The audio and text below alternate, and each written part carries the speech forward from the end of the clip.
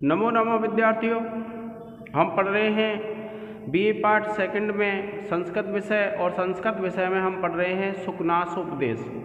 और ये जो सुकनासोपदेश पुस्तक है विद्यार्थियों, ये बाणभट्ट विरचित कादम्बरी के पूर्वार्ध भाग में वर्णित है। और देखिए क्या कहते हैं कि एवं समतिक्रामसु कि एवं इस प्रकार से समतिक्रामसु केषुचित् दिवसेषु कि समतिक्रामसु केषुचित् दिवसेषु राजा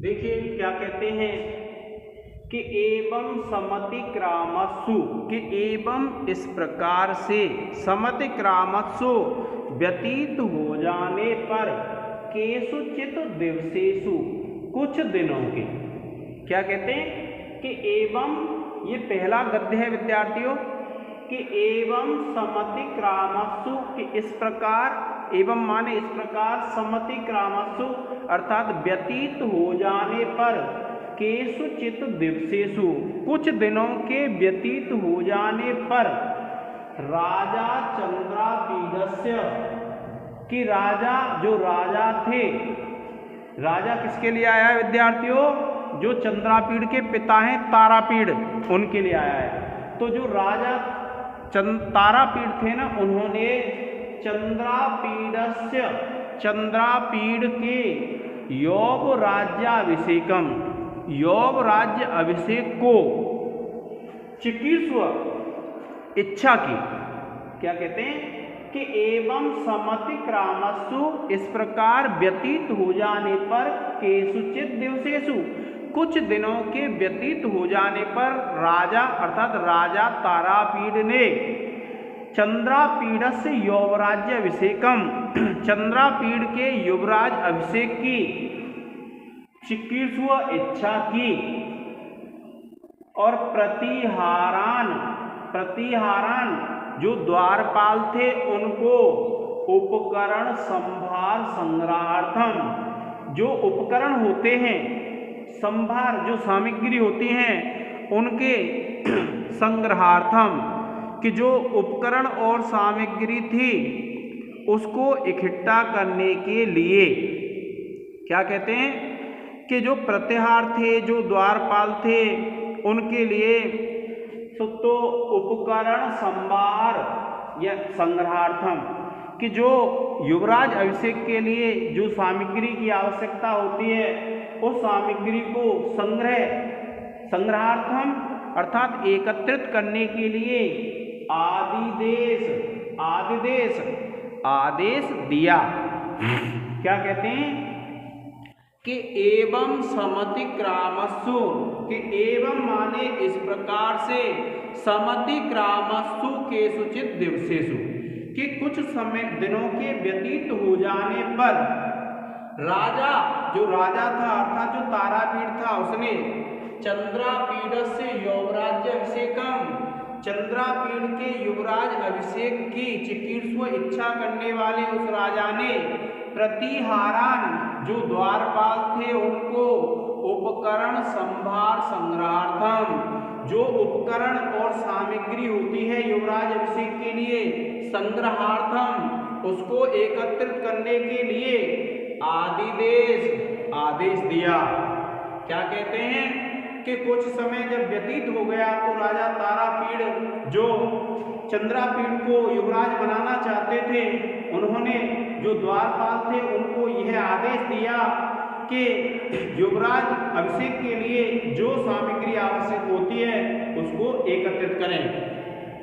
और सम उपस्थित यौवराज्य अभिषेकंच, सम उपस्थित यानी जब संपूर्ण रूप से उपस्थित हो गया था यौवराज अभिषेकम च, जो युवराज अभिषेक का समय था जब उपस्थित हो गया तो तम माने उसको, किसको?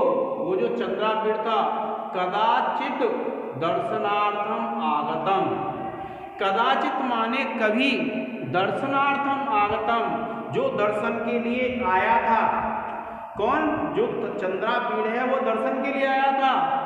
और किसके दर्शन के लिए आया था? सुकनास के पास, सुकनास से मिलने के लिए आया था। तो अभिषेकंच तम कदाचित दर्शनार्थम, तम माने उस सुकनास को, सॉरी उस, ये जो तम आया है चंद्रापीड़ के लिए आया कि तम उसको कदाचित दर्शनार्थम आगतम, कभी दर्शन के लिए आए हुए को आरूढ़ विनयम अपि, जिसमें विनम्रता पूर्ण रूप से भरी हुई थी, ऐसा होने पर भी विनीत तरम इच्छन, उसको अत्यंत विनीत बनाने की इच्छा करते हुए सुकनासः सविस्तरम उवाच, सुकनास ने विस्तार पूर्वक कहा। क्या कहते हैं देखिए कि एवं समतिक्रामस्सु केषुचित् दिवसेषु, कि एवं माने इस प्रकार से, समितिक्रामस्सु कहते हैं व्यतीत हो जाने पर, केषुचित् दिवसेषु कुछ दिन जब व्यतीत हो गए तो राजा तारापीड़ ने चंद्रापीडस्य युवराज अभिषेकम चिकीर्षुः, जो चंद्रापीड़ के युवराज अभिषेक का जो इच्छुक था, ऐसे उस राजा ने प्रतिहारान, प्रतिहारान यहाँ से वो निकल आएगा विद्यार्थियों, उपकरण संहारम संग्रहार्थम, कि प्रतिहार कहते हैं जो द्वारपाल थे उनको उपकरण संभार संग्रहार्थम, कि उन उपकरणों को, उन सामग्रियों को जो आवश्यक होती है युवराज अभिषेक के लिए, संग्रहार्थम आदेश, उनको एकत्रित करने के लिए आदेश दिया। और सम उपस्थित युवराज अभिषेकंच, और युवराज अभिषेक जब उपस्थित हो गया, जब समीप में आ गया, तो तम उस चंद्रापीड़ को कदाचित दर्शनार्थम आगतम, कभी जब वह दर्शन के लिए आ गया था, आरूढ़ विनयम अपि, उसमें विनम्रता पूर्ण रूप से भरी हुई होने पर भी विनीत तरम इच्छन, उसको और अधिक विनीत बनाने की इच्छा करते हुए सुकनासः, जो तारापीड़ के मंत्री थे सुकनास, उन्होंने सविस्तरम उवाच, विस्तार पूर्वक कहा। क्या कहते हैं कि वो जो चंद्रापीड़ था जिसका राज्याभिषेक होने वाला था, उस चंद्रापीड़ को और अत्यधिक विनम्र बनाने की इच्छा से कहा। देखिए कि इस प्रकार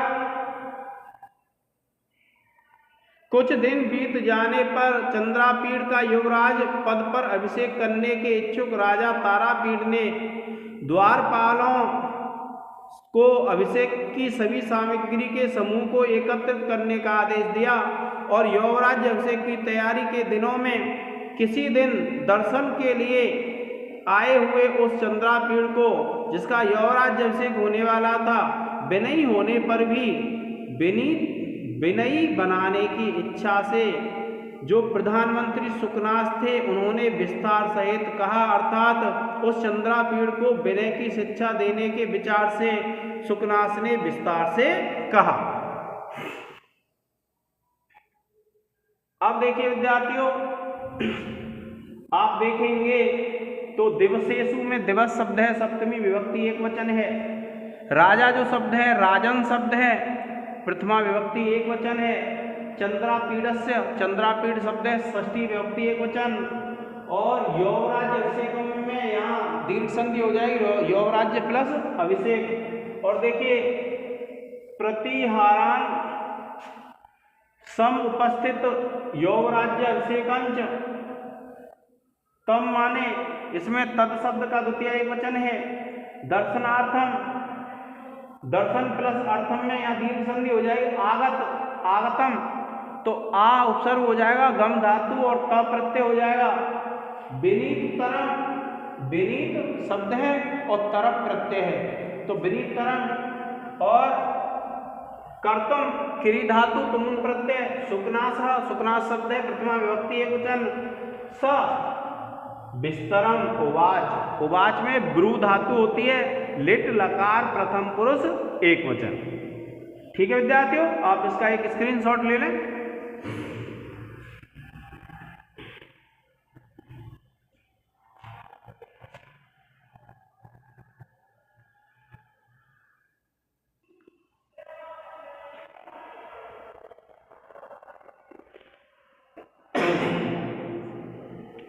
देखिए विद्यार्थियों, जो चंद्रापीठ है वह मंत्री सुकनास के जब दर्शन के लिए आए तो वैसे तो क्या है, चंद्रापीठ अत्यंत विनय नम्रता से युक्त थे, लेकिन उनको अत्यधिक नम्र बनाने की इच्छा से जो तारापीठ के मंत्री थे सुकनास, उन्होंने बड़ी विस्तार से कहा। और देखिए क्या कहा चंद्रापीठ से, देखिए कि तात चंद्रापीठ विदित वेदितव्यस्य अधीत सर्वशास्त्रस्य ते न अल्पम अपि उपदेष्टव्यम अस्ति। क्या कहा कि तात, ये जो तात शब्द है विद्यार्थियों सम्मान अर्थ में आता है। कई जो पूजनीय होते हैं उनके लिए भी तात आता है, जो हमारे पूर्वज जो गुरु होते हैं, बड़े होते हैं, उनके लिए भी तात आ जाता है, और छोटों के लिए ये स्नेह के अर्थ में आता है तात। तो क्या कहा, तात चंद्रापीठ के हे पुत्र चंद्रापीठ विदित वेदितव्यस्य, विदित, विदित माने जान लिया है, वेदितव्यस्य जानने योग्य चीज को। व्याकरण टिप्पणी लिख लेंगे आप। विदित में क्या है, विद धातु, कौन सी धातु है विद्यार्थियों इसमें, विद धातु है और ता प्रत्यय है, और वेदितव्यस्य इसमें वेद धातु और तव्यत करते हैं। ठीक है, तो क्या कहा कि तात चंद्रापीठ कि हे पुत्र चंद्रापीठ वेदित वेदितव्यस्य, कि जो जानने योग्य होता है वह सब तुमने जान लिया है। क्या कहा कि विदित विदित वेदितव्यस्य, कि जो जानने योग्य होता है वह तुमने सब जान लिया है। अब देखिए यहां से आ निकल आएगा अधीत सर्वशास्त्रस्य, और अधीत, और अधीत जो शब्द होता है ये अधीत है, तो आप लिखेंगे अधि उपसर्ग ई धातु और क प्रत्यय। ठीक है विद्यार्थियों, अधीत सर्वशास्त्रस्य, कि अधीत माने अध्ययन कर लिया है सभी शास्त्रों का। क्या कहते हैं सुकनास चंद्रापीठ से कि हे तात चंद्रापीठ, हे पुत्र चंद्रापीठ वेदित वेदितव्यस्य, वेदित माने आपने जान लिया है, वेदितव्यस्य जो कुछ जानने योग्य होता है उस सबको तुमने जान लिया है, और अधीत सर्वशास्त्रस्य, और तुमने सभी शास्त्रों को अध्ययन कर लिया है, समझ लिया है। ते तुम्हारे लिए न अल्पम अपि, तो न अल्पम में दीर्घ संधि हो जाएगी, और अल्पम अपि, अपि प्लस उपदेष्टव्यम अस्ति, यहां यण संधि हो जाएगी, अपि प्लस उपदेष्टव्यम अस्ति। क्या कहा कि न अल्पम अपि उपदेष्टव्यम अस्ति, कि तुम्हारे लिए थोड़ा सा भी उपदेश देने की आवश्यकता नहीं है। क्या कहा कि तात चंद्रापीठ कि हे पुत्र चंद्रापीठ वेदित वेदितव्यस्य, जो चीज तुम्हें जानने योग्य होती है वह तुमने जान ली है, और अधीत सर्वशास्त्र से, और तुमने सभी शास्त्रों का अध्ययन कर लिया है। ते न अल्पम अपि उपदेष्टव्यम अस्ति, कि तुम्हारे लिए थोड़ा सा भी उपदेश देने की आवश्यकता नहीं है। और देखिए यह उपदेष्टव्यम, तो ये उपदेष्टव्यम है, देखिए शब्द क्या है, उपदेष्टव्यम। ठीक है, तो आप इसमें जब देखेंगे उपसर्ग है, दिस धातु है और तव्यत प्रत्यय है, ये है। आप लिख देंगे उपसर्ग दिस धातु तव्यत प्रत्यय। तो उन्होंने क्या कहा कि हे पुत्र चंद्रापीठ तुमने सभी शास्त्रों का अध्ययन कर लिया है,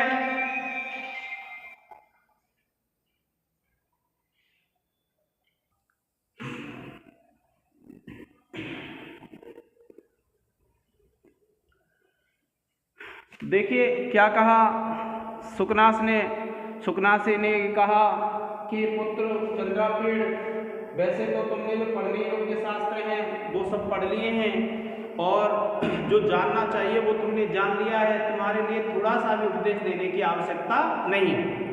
फिर देखिए क्या कहते हैं, केवलंच, कि केवल निसर्गतः कहते हैं उत्पत्ति से, निसर्गतः जब से पैदा हुई है तभी से, जब से उत्पत्ति हुई है जब से ही, एव ही, अभानु, भानु कहते हैं विद्यार्थियों सूर्य को, और आ लग गया है तो अर्थ निकलेगा नकारात्मक, तो अभानु भेद्यम, कि भानु, भानु कहते हैं सूर्य के प्रकाश से, भेद्यम भेदने योग्य, अमाने नहीं है, कि जब से उत्पन्न हुआ है उत्पत्ति से ही, अभानु भेद्यम, कि अभानु, भानु कहते हैं सूर्य को, तो सूर्य के प्रकाश से भी जो दूर नहीं हो सकता है।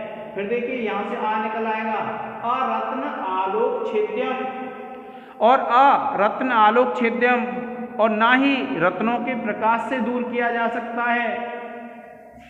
अप्रदीप प्रभा अपनेयम, प्रदीप कहते हैं दीपक, तो आ लग रहा है, इसमें से आ निकाल लेंगे हम, तो अप्रदीप प्रभा अपनेयम, और जो दीपक की प्रभा से भी दूर नहीं हो सकता है।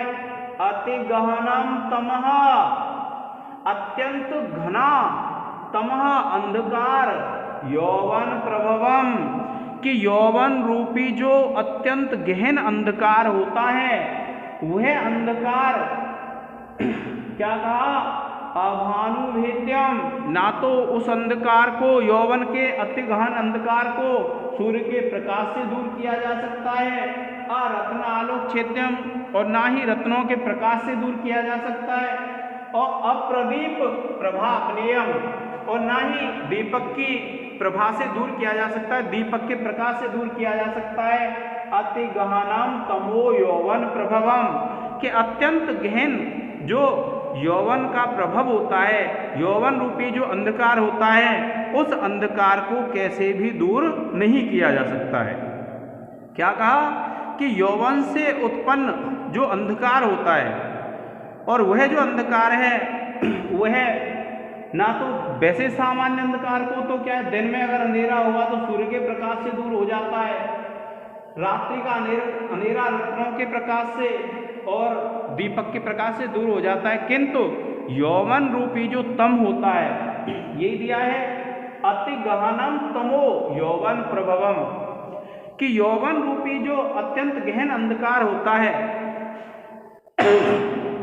यौवन रूपी जो अत्यंत गहन अंधकार होता है, उसको किसी भी प्रकाश से दूर नहीं किया जा सकता है।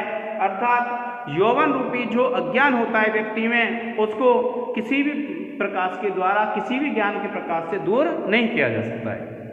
दूसरी बात बताई, अपरिणामोपशमो दारुणो लक्ष्मी मदम, कि लक्ष्मी कहते हैं धन संपत्ति को, धन संपत्ति का जो मद होता है, जो नशा होता है, अपरिणामोपशमो, अपरिणाम कहते हैं वैसा जो नशा होता है वो तो आयु के अनुसार ही समाप्त हो जाता है, किंतु अपरिणामोपशमो दारुणो लक्ष्मी मदः, ये जो आ है, ये आ निकल आएगा विद्यार्थियों कि अपरिणामोपशमो, परिणाम उपशम, गुण संधि हो जाएगी यहाँ पर, कि अपरिणामोपशमो, कि परिणाम पे भी जो शांत नहीं होता है, दारुणो लक्ष्मी मदम, कि लक्ष्मी का जो भयंकर मद है, जो नशा है, वह उम्र ढलने पर भी समाप्त नहीं होता है।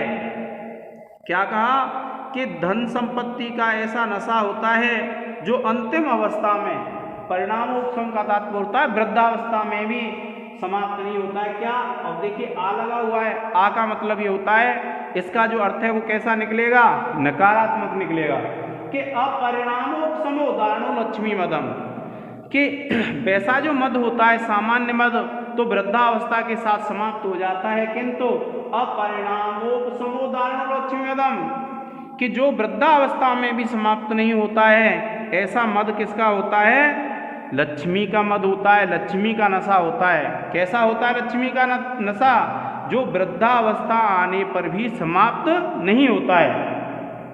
फिर देखिए कष्टम अनंजन वर्ती साध्य परम ऐश्वर्य तिमिर अंधत्वम। कि तिमिर होता है विद्यार्थियों एक रतौंधी रोग होता है, आंखों में उससे अंधत्व आ जाता है, अर्थात शाम के समय किसी व्यक्ति को अंधेरे में दिखता नहीं है। तो इसमें क्या कहा है, कष्टम माने कष्ट देने वाला होता है, और यहां से आ निकाल लेंगे हम, अनंजन वर्ती साध्य परम ऐश्वर्य तिमिर अंधत्वम। कि अनंजन कहते हैं वैसा जो तिमिर होता है, तिमिर रोग होता है, तो काजल की सलाखा से वह दूर हो जाता है। किंतु क्या कहा कि कष्टम अनंजन वर्ती साध्य परम ऐश्वर्य तिमिर अंधत्वम, कि कष्ट देने वाला होता है और काजल की सलाखा से भी जो दूर नहीं होता है, क्या होता है ऐसा, परम ऐश्वर्य तिमिर अंधत्वम। कि परम ऐश्वर्य रूपी जो तिमिर रोग का अंधापन है वह व्यक्ति का कभी भी दूर नहीं होता है। क्या कहा कि कष्टम अनंजन वर्ती साध्य परम ऐश्वर्य तिमिर अंधत्वम, कि कष्ट देने वाला होता है क्या, ऐश्वर्य रूपी तिमिर का अंधापन। वैसा अंधापन तो क्या होता है, काजल की सलाखा से दूर हो जाता है, किंतु जो ऐश्वर्य रूपी परम ऐश्वर्य रूपी जो तिमिर रोग होता है और उससे जो अंधापन छाता है व्यक्ति की आंखों पर, वह काजल की सलाखा से भी दूर नहीं हो सकता है। और फिर क्या कहते हैं, अशिशिर, यहां भी आ लगा हुआ है, तो इसका अर्थ हमें कैसे लेना है, नकारात्मक। तो देखिए अशिशिर उपचार, अशिशिर प्लस उपचार में यहां कौन सी हो जाएगी, गुण संधि। हार्यो अति तीव्रो दर्प दाह ज्वर ऊष्मा। दर्प कहते हैं घमंड के ज्वर की जो ऊष्मा होती है, घमंड रूपी जो बुखार होता है किसी व्यक्ति को, वह अशिशिर उपचार हार्यो अति तीव्रो दर्प दाह ज्वर ऊष्मा के अशिशिर। शिशिर जो उपचार होते हैं, शिशिर उपचार क्या है, जब किसी को ज्वर आ जाता है, बुखार आ जाता है, तो क्या उपचार किए जाते हैं, जैसे किसी को बर्फ से उसको लगाते हैं पैरों पे, सिर पे, ठंडा कपड़ा भिगो करके जल में माथे पर रख देते हैं जिससे तापमान कम हो। तो ऐसे जो उपचार हैं उनको बोलते हैं हम शिशिर उपचार। तो वैसा जो बुखार होता है वह तो क्या है, शिशिर उपचारों से दूर हो जाता है। किंतु क्या कहते हैं, दर्प दाह ज्वर ऊष्मा, घमंड रूपी ज्वर की जो ऊष्मा होती है वह अशिशिर उपचार हार्यो अति तीव्र, कि वह शिशिर उपचारों से भी दूर नहीं होती है। क्या, दर्प अर्थात घमंड रूपी ज्वर की जो ऊष्मा है वह शिशिर उपचारों से भी दूर नहीं होती है। क्या कहा कि अशिशिर उपचार हार्यो, कि जो शिशिर उपचारों से भी दूर नहीं होती है, अति तीव्रो दर्प दाह ज्वर ऊष्मा, के अत्यंत तीव्र जो घमंड रूपी बुखार की ऊष्मा होती है, घमंड रूपी दाह की जो ऊष्मा होती है वह शिशिर उपचारों से भी दूर नहीं होती है। और सततम देखिए यहां से आ निकल आएगा कि सततम अमूल मंत्र गम्यो विषमो विषय विष आस्वाद मोह। कि देखिए विषय, जो विषय होते हैं, भोग के विषय होते हैं जिनको व्यक्ति भोगता है, विषय रूपी विष, विष कहते हैं जहर को, आस्वाद मोह, कि विषयों रूपी विष के आस्वाद का जो मोह होता है व्यक्ति में, वह सततम कहते हैं निरंतर, अमूल मंत्र गम्य, कि ना तो मूल से, मूल बोलते हैं जड़, और जड़ से तात्पर्य यहाँ लेंगे हम औषधियाँ, और मंत्र आप जानते हैं दो प्रकार की जो बीमारी होती है, या तो मंत्रों से जाती हैं या औषधियों से जाती हैं। तो यहाँ आ निकल आएगा कि सततम निरंतर अमूल मंत्र गम्यो, कि मूल और मंत्रों से जाने योग्य नहीं होता है, विषमो विषय विष आस्वाद मोह, कि विषय रूपी विष के आस्वाद का जो मोह होता है व्यक्ति के अंदर, वह ना तो मंत्रों से ना ही औषधियों से दूर हो सकता है। क्या कहा, सततम। अब मूल मंत्र गम्यो विषमो विषय आस्वाद मोह, कि विषय रूपी जो आस्वाद का मोह होता है वो निरंतर औषधियों के प्रयोग से और मंत्रों के प्रयोग से भी दूर नहीं हो सकता है। और देखिए नित्यम, यहां से आ ले लेंगे, स्नान शौच बध्यो बलवान राग मल अवलेप, कि राग मल अवलेप, कि राग रूपी मल का अवलेप, लेप। नित्यम स्नान शौच बध्यो, कि जो नित्य स्नान करने से और पवित्रता के उपाय करने से भी जो दूर नहीं हो सकता है वह क्या होता है, बलवान राग मल अवलेप, कि बलवान जो राग के मैल का जो लेप होता है, राग के मैल का जो अवलेप होता है वह स्नान से और शौच से दूर नहीं होता है। और अगर कोई अन्य लेप मल होगा तो वह दूर हो जाता है, किंतु जो राग रूपी लेप होता है वह नित्य स्नान से और शौच से भी दूर नहीं होता है। आ जाएगा यहां से। और देखिए बलवान में वल शब्द हो जाएगा, मत प्रत्यय हो जाएगा, और यहाँ मल अवलेप में दीर्घ संधि हो जाएगी।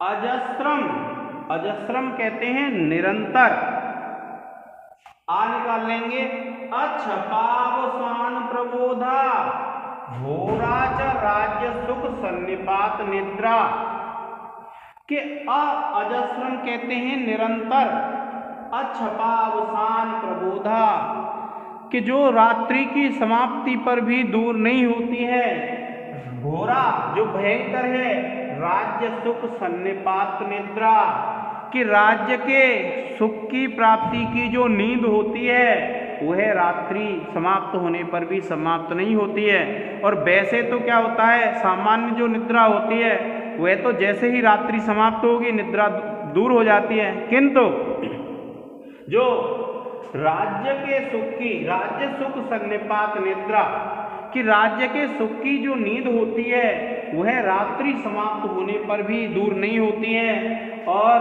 भवती इति होती है, इति विस्तरेण अवधीयते, तो भवती प्लस इति में दीर्घ संधि, भवती शब्द है भू धातु, लट लकार प्रथम पुरुष एक वचन, और इसलिए विस्तरेण विस्तार से, यहाँ भी दीर्घ हो जाएगी, अविधीय से कहते हैं।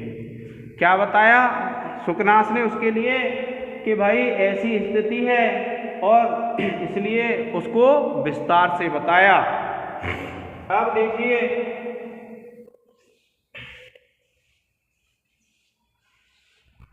अब विशेष में क्या है विद्यार्थियों, जब आप देखेंगे तो देखिए एक तो है इसमें वेदित वेदितव्यस्य और अधीत सर्वशास्त्रस्य, ये जो शब्द हैं इनको आप कोड करेंगे यहां तक, ये है, इसको कोड करेंगे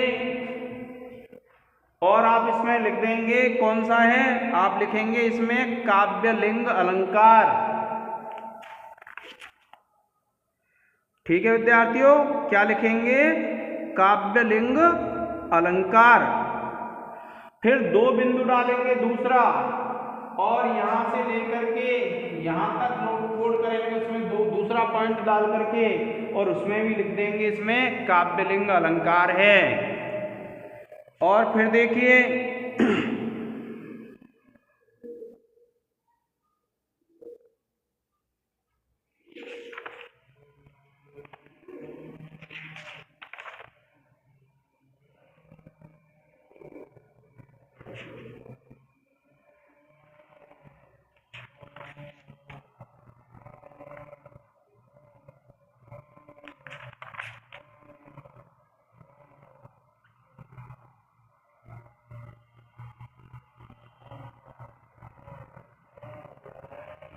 आप इसको विद्यार्थियों स्क्रीनशॉट ले लें। आज के इस लेक्चर में इतना ही, धन्यवाद।